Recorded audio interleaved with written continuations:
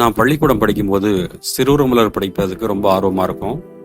வெள்ளிக்கிழமை காலையில ஆச்சுன்னா யாரு முதல்ல சிறுவர் மலர் கையில் எடுக்கிறது அப்படிங்கிறதுல எனக்கும் என்னுடைய அத்தை பொண்ணுக்கும் ஒரு சின்ன போட்டி இருக்கும். அந்த பேப்பர் போடுற தாத்தா வீட்டு வாசலுக்கு வருவதற்கு முன்னாடியே தெருமுக்கு போய் அந்த தாத்தாவை அங்கேயே வழிமறிச்சு பேப்பரை வாங்கிட்டு அந்த சிறுவர் மலரை யாருக்கும் தெரியாம ஒழிச்சு வச்சுட்டு ஸ்கூல் முடிஞ்சு வந்தோன்னு சாயங்காலம் அதுல முதல்ல படிச்சு முடிக்கிறது அப்படிங்கிறது ஒரு ஒரு வெற்றியாக நினைச்ச ஒரு நேரம். அந்த சிறுவர் மலர்ல ஒரு சிறுகதையுடைய துவக்கம் இந்த மாதிரி இருந்துச்சு. யமதர்மனுடைய சபையில ஒரு இறந்து போனவனை கொண்டு வந்து நிறுத்துறாங்க. அவர் என்ன பாவம் செஞ்சார் அப்படின்னு யமதர்மன் கேட்கும்போது அவன் நரஸ்துதி செஞ்சான் அப்படின்னு சொல்லி சித்திரகுப்தன் வந்து சொல்றாரு. அதை கேட்ட யமதர்மன் வந்து நரஸ்துதி செஞ்சவனுக்கு உள்ள தண்டனையை சொல்லி அவனை நரகத்துக்கு அனுப்புறாரு. அந்த காலகட்டத்தில் அந்த வார்த்தைக்கு நரஸ்துதி அப்படிங்கிற வார்த்தைக்கு முழுமையாக அர்த்தம் தெரியல. ஆனால் போக போக தெரிஞ்சது நரஸ்துதி முகஸ்துதி, ஃபிளாட்டரிங், முகப்புகழ்ச்சி. நரஸ்துதி ஒரு பாவமாக கருதப்படுகிறது அப்படிங்கிறத முதல்ல அப்போதான் சிறு வயதுல அறிந்து கொண்டோம். இன்றைய காலகட்டத்தில் பாவங்களின் பட்டியலில் நரஸ்துதி இருக்கிறது என்பது பல பேருக்கு தெரியாது. அது எந்த சமயத்தை சேர்ந்தவராக இருந்தாலும் சரி, அநேகம் பேருக்கு நரஸ்துதி ஒரு பாவம் அப்படிங்கிறது தெரியாது. 2 கை 2 கால் ஒரு மூளை இன்ன பிற அவயங்கள் கொண்ட மனிதர்கள் ஏகப்பட்ட பேர் பிறந்து இறந்திருக்காங்க, வாழ்ந்துகிட்டு இருக்காங்க. அப்படிப்பட்ட மனிதர்களை புகழ்வதற்காக இன்னைக்கு லட்சக்கணக்கில் செலவு செய்து நிகழ்ச்சிகள் நடத்தப்படுகிறது. சமூக வலைதளங்களில் பெரும்பாலும் தனி மனித ஆராதனை எனப்படுகிற நரஸ்துதி மிகைத்துள்ளது. இவரால தான் நமக்கு இந்த விஷயம் கிடைச்சிச்சு, இவர் மட்டும் இல்லைன்னா நமக்கு இப்படிப்பட்ட பாடல் கிடைச்சிருக்குமா, அவர் மட்டும் இல்லைன்னா ஆஸ்கார் வந்திருக்குமா, அப்படிப்பட்ட தலைவர் மட்டும் வந்து போகலாம் தமிழ்நாடு என்ன கதி ஆயிருக்கும், அவர் இல்லைன்னா அந்த வேர்ல்டு கப் கிடைச்சிருக்குமா, இவர் இல்லைன்னா இந்த வேர்ல்டு கப் கிடைச்சிருக்குமா அப்படின்னு எல்லா துறைகளிலும் சிறிதாகவும் பெரிதாகவும் நரஸ்துதி மிகைச்சிருக்கு.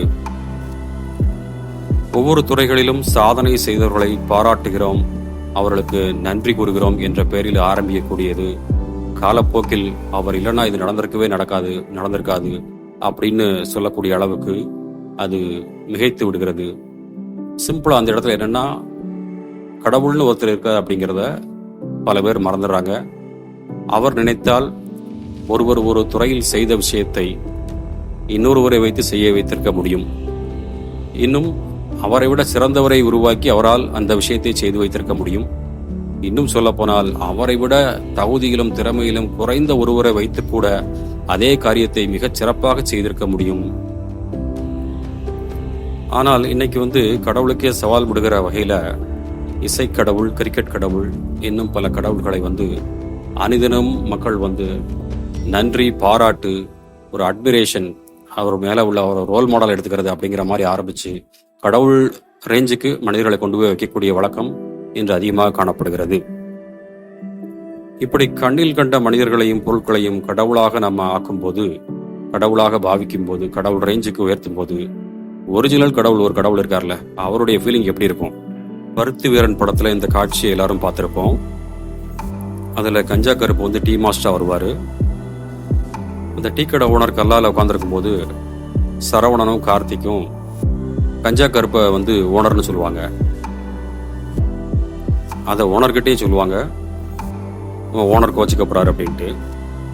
அப்போ அந்த ஓனரு, யாரா ஓனர், நான் தாண்டா ஓனர் அப்படின்னு சொல்லுவாரு. அப்போ பொய் சொல்லிடுச்சு போலுக்கு அப்படின்னு சொல்லி சொன்ன உடனே ஒரிஜினல் ஓனர் கோச்சிக்கிட்டு அந்த டீ மாஸ்டர் கஞ்சா கருப்பை வேலையை விட்டு போக சொல்ற மாதிரி அந்த காட்சி இருக்கும். டீ மாஸ்டர் ஒரு மனுஷன் தான், டீ கடை ஓனர் ஒரு மனுஷன் தான். மிஞ்சி போனா 10,000 to 20,000 முதலீடு இருக்கக்கூடிய ஒரு தொழில். என்னைக்குனாலும் அவரு ரோட்டுக்கு வர்றதுக்கோ இல்லை ஒரு டீ மாஸ்டர் ஆகுதுக்கோ சான்ஸ் இருக்கு. என்னைக்கு இருந்தாலும் டீ மாஸ்டர் ஒரு ஓனர் ஆகுதுக்கு ரொம்ப டைம் ஆகாது. ஆனாலும் ஒரு டீ மாஸ்டர் ஓனர்னு சொன்னது ஓனருக்கு எவ்வளவு கோபத்தை கொடுக்குது அப்படின்னா, ஆயுசு குறைந்த, நிரந்தரமில்லாத வாழ்க்கையுடைய பலகீனங்கள் நிறைந்த அற்ப மனிதர்களை கடவுள் சொன்னா ஒரிஜினல் கடவுளுக்கு எப்படி கோவம் வரும்? மனிதர்கள் எவ்வளவு பலகீனமானவர்கள் அப்படிங்கிறத ஒரு மணிமேகலை பாடல் சொல்லுது. இந்த கல்லூரி படிக்கும்போது தமிழ்ல இருந்தது இந்த பாடல்.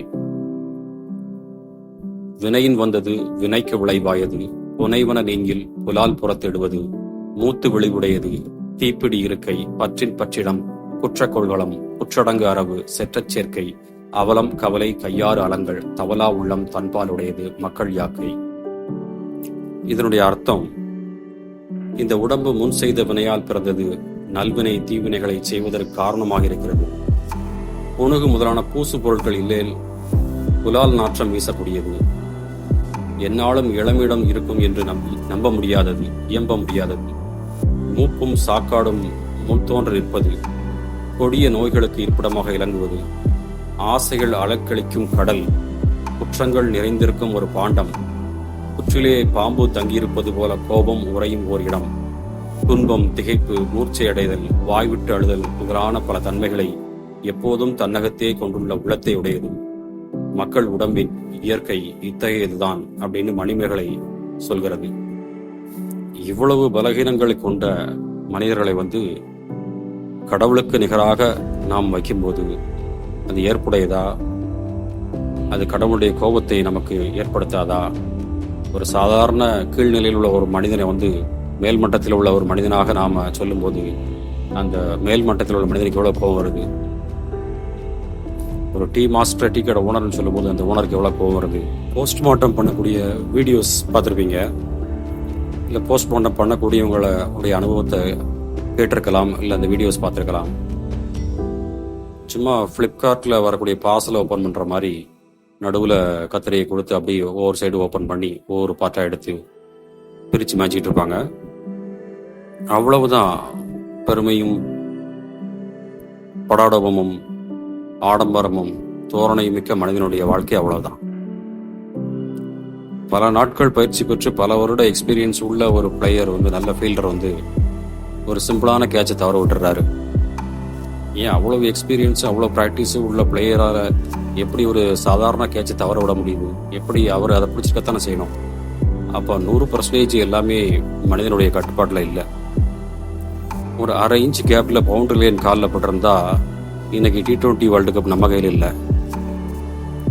நான் திறமை இல்லை அப்படின்னு சொல்லலை, திறமைக்கு ஒரு வேல்யூ இருக்குது. ஆனால் அதை மீறி சில காரியங்கள் எப்படி நடக்க வேண்டும் என்பது கடவுளால் தீர்மானிக்கப்படுகிறது. அது மனிதருடைய கையில் இல்லை. திறமையுள்ள பல பேர் இன்னைக்கு ரோட்ல இருக்காங்க, எக்கச்சக்கமான பேர், எல்லா துறைகளிலும். எல்லாரும் மேல்மட்டத்துக்கு ஒரு சிறந்த வாழ்க்கையும் சிறந்த வெற்றியையும் அடைந்து விடுவதில்லை. வெற்றி பெற்ற மனிதர் எல்லாம் புத்திசாலி இல்லை, புத்தியுள்ள மனிதர் எல்லாம் வெற்றி காண்பதில்லை. யார் வெற்றி பெற வேண்டும் என்பதை தீர்மானிக்கக்கூடிய ஒரு சக்தி, மகா பெரிய சக்தி இருக்கிறது. அது திறமை மிக்க மனிதர்களை 2ஆம் இடத்திலோ அல்லது மத்தியிலோ வைத்துவிட்டு திறமையில் குறைந்தவர்களை மேலே வைப்பதற்கும் சக்தியுடையது. முன்னாள் முதல்வர் ஜெயலலிதா அவர்கள் மறைந்த போது அடுத்து ஒருவர் முதலமைச்சராக வருவார், இல்லை பொறுப்புக்கு இன்னொருத்தர் வருவார், பின்னிருந்து இன்னொருவர் இயக்குவார் அப்படின்னு பல கதைகள் நடக்கும்போது யாருமே எதிர்பாராம ஒருத்தர் முதலமைச்சராக 4 வருஷம் தமிழ்நாட்டை ஆண்டாரு. அதுக்கு முன்னாடி அவர் முதலமைச்சராக வருவாரான்னு அவரே எதிர்பார்த்தாரா நம்பினாராங்கிறதே சந்தேகம்தான். யாரையும் குறைத்தோ கூட்டியோ நாம் சொல்லவில்லை. யார் அந்த பதவியில் அந்த நேரத்தில் அமர வேண்டும் என்பதை தீர்மானிக்கும் மிகப்பெரிய சக்தியாக இறைவன் இருக்கிறான். 6 வயதிலிருந்து திரைத்துறையில் இருந்து இன்று 65 வருடங்களுக்கு மேலாக திரைத்துறையில் இருக்கிறார் அப்படின்னு பேர் வாங்கின கமல்ஹாசன் இருக்கிறாரு.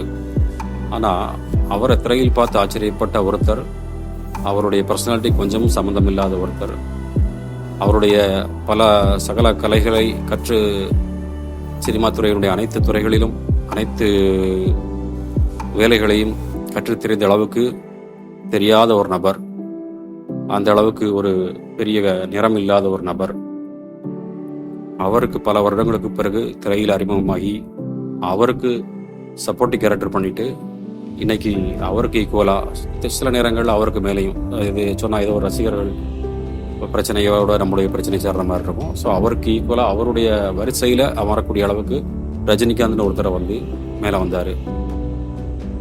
எப்படி இது சாத்தியம்? அவரே சொல்லியிருப்பாரு, எல்லாம் நேரம் தான், நேரம்ங்கிறது வேற எதுவும் இல்லை, அது இறைவன் தான், இறைவன் தீர்மானிப்பது தான். இது ஒரு பிரபலமான 3 துறைகளை பற்றி மட்டும்தான் பேசியிருக்கோம். ஒவ்வொரு துறையிலும் என்ன நடக்க வேண்டும், யார் மேலே இருக்க வேண்டும், யார் ஆணையிட வேண்டும், யார் அதை கேட்டு நடக்க வேண்டும் என்பது இறைவன் முடிவு செய்வதுதான். அவனின்றி ஒரு அணுவும் அசையாது. ஒரு மரத்திலிருந்து ஒரு இலை, காய்ந்த இலை கீழே விழுந்தால் கூட அவனுடைய அனுமதியின்றி அது கீழே விழாது. அப்படி இருக்கும்போது இவ்வளவு பெரிய காரியங்களை எப்படி அவனுடைய கட்டுப்பாட்டை மீறி நடக்க முடியும்? ஊக்கம் கொடுப்பது, பாராட்டுவது, நன்றி செலுத்துவது என்பதற்கெல்லாம் ஒரு வரைமுறை இருக்கிறது. அதை தாண்டி அப்படி ஒரு நபர் இல்லை என்றால் அந்த துறையே சாய்ந்து ஓய்ந்து படுத்து விடும் என்பது போல புகழ்வது, அதுவும் அவருக்கு முகத்துக்கு நேரே புகழ்வது, அவரை அந்த துறையின் கடவுளாக்குவது போன்ற செயல்கள் அனைத்து சமயங்களிலும் பாவமாகவே கருதப்படுகின்றன. நீங்கள் எந்த மார்க்கத்தை சார்ந்தவராக இருந்தாலும் நரஸ்துதி செய்வதை தவிர்த்துக் கொள்ளலாம். அல்லது நீங்களே ஒரு சாதனை படைத்தாலோ அல்லது மிக பெரும் வெற்றியை அடைந்தாலோ, அந்த வெற்றிக்கு நீங்கள் கடுமையாக உழைத்திருந்தாலும் அது கடவுளின் சித்தம் இல்லாமல் நடக்காது என்பதை உணர்ந்து மமதை தலைக்கேறாமல் அந்த வெற்றியை கடவுளுக்கு அர்ப்பணித்தீர்களே ஆனால், அந்த இவ்வுலக வெற்றியானது உங்களுக்கு ஒரு ஆஸ்கார் என்றால் அதை கடவுளுக்கு அர்ப்பணித்து கடவுளால் தான் அந்த காரியம் நடந்தது என்று நீங்கள் நம்பி எல்லா புகழும் இறைவனுக்கே என்று கூறினால் அது 2 ஆஸ்கார், இம்மை மறுமை என்ற 2 ஆஸ்காரை பெற்றதற்கு சமமாகும். தொடர்ந்து பேசுவோம், இறைவன் நாடினார்.